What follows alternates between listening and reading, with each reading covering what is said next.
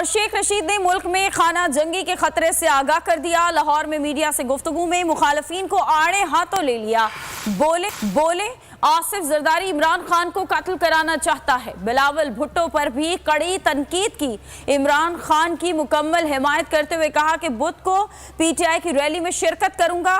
वो कम अकल होगा जो इमरान खान को गिरफ्तार करेगा। उनके खिलाफ 100 मुकदमात बना लेंगे, जीत उन्हीं की होगी। उम्मीद जाहिर की कि कल इलेक्शन का शेड्यूल आ जाएगा।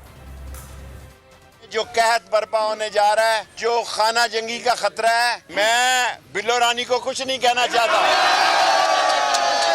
बिल्लो रानी को बताना चाहता हूं कि 18 को मेरी पेशी है, 19, 20, 21 पांचों दिन इमरान खान ने मुझे लाहौर मीटिंग में बुला लिया है। बाकी चारों मुझे अगर जमानत एक दफा नहीं जितनी दफा चाहते हो मनसूख कर दो। मैंने एक ही जुर्म किया है, वही बात की है।